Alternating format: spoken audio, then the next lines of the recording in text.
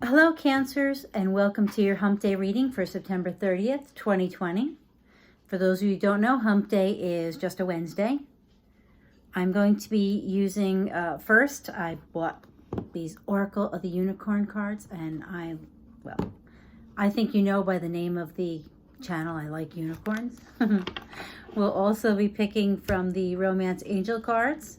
I'll be using the Dark Mansion Tarot deck. And then Cancers, I'll be using for any clarification or outcomes, I'll be using the traditional Rider deck. So, can I get a card for Cancers, September 30th, 2020 reading?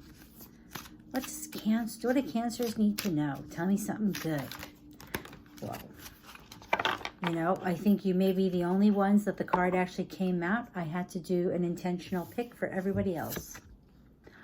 Oh, I love this. This one is so cute. Delight. Count your blessings and enjoy life. Take pleasure in simple things. Always expect the best. Look at that. Isn't that adorable, Cancer? It's a little dragonfly, but it's a unicorn. Well, it's actually a horse because he doesn't have the horn. He just has little antennae. But isn't that adorable? And look at that. It's like when somebody blows on a dandelion, when it, becomes the little poof ball and the little seeds fly away. How pretty.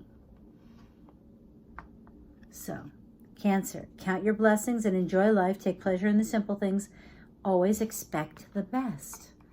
No being a gloomy Gus. That's what that says.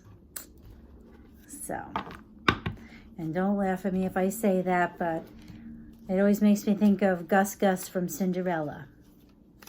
So, Cancer, Romance Angels, can I get a card for Cancer? Whoa, okay then.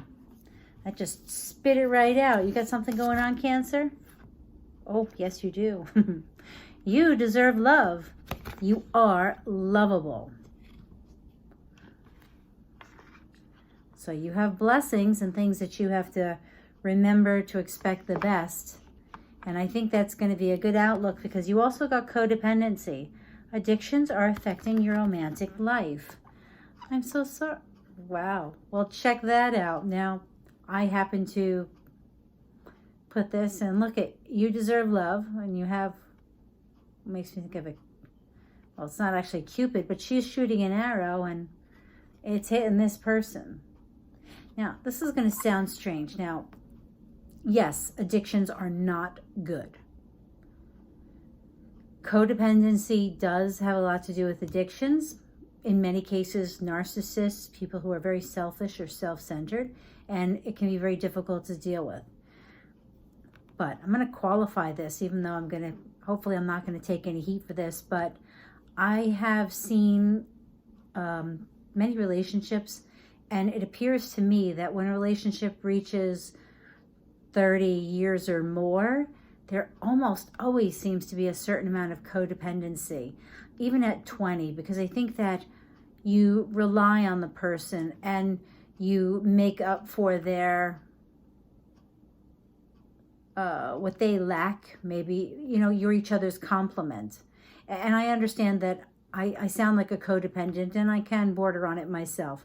Codependency, enabling, kind of all wishy-washy all together. And what this says is that you are lovable. And this means if you are in a codependent relationship, you have to start taking care of yourself. And I think that's what this is talking about here, counting your blessings.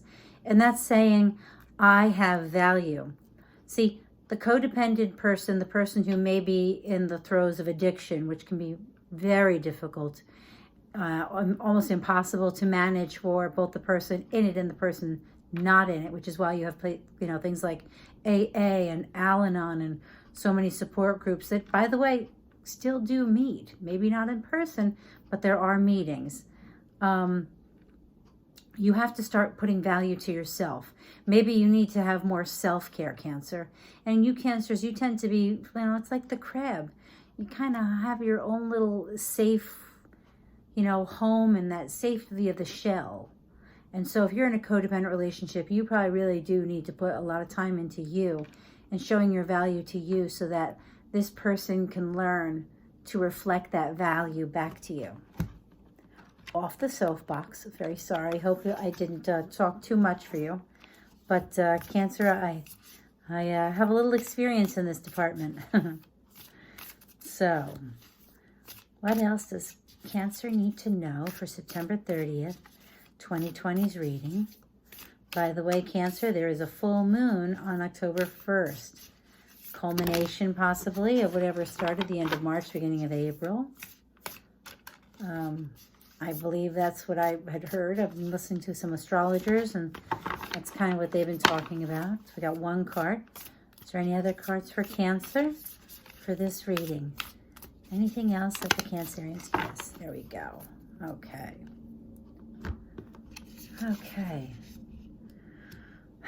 Knight of Pentacles. Well, of all the knights, he is the slowest. Look at that horse. That horse looks like he's had it. He's had it. The guy's got his pentacle. The horse is there. And if he's taking this path and he's at the edge of this cliff, this is not a short ride. So whatever's going on, it's going to take a while. It doesn't mean it's not going to happen. He is the longest, but he also is the most likely to succeed. And you got the Five of Pentacles, which would make sense, because if you're in a codependent relationship, there are times when you are going to feel like it's just you.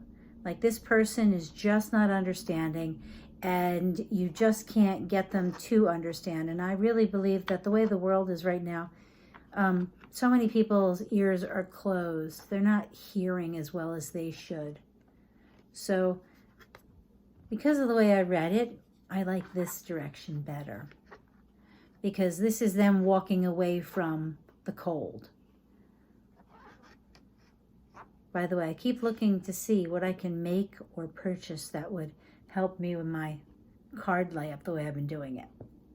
So you are lovable. You need to have some self-care. You need to really take care of you. Remember, count your blessings and enjoy life. Take pleasure in simple things. Always expect the best. And now, while you are still taking care of yourself and expecting the best, this speaks to, now if you've listened to me or watched me before, you know I speak a lot of the law of attraction. So what you think about, you bring about. So if you say, you know, this is going to get better, and you actually have to take the actions. It's not like it's miraculously going to change and be like, oh, they don't drink, or they don't do this, or they don't do that. You know, and just remember that addictive behaviors doesn't necessarily mean drinking or drugs. There are a multitude of things that can become addictive. Bad habits in general can be, you know, but when you're doing it, you don't always realize that it is a bad habit. But this to me means that take care of yourself. It can get better. It's going to take work. And with the law of attraction, it means that you say, like, my relationship is so good. They're so good to me now. I love how they were so considerate of my feelings. It was wonderful. And then you're supposed to stop and think about how that feels. Now, that doesn't mean you ignore bad behavior.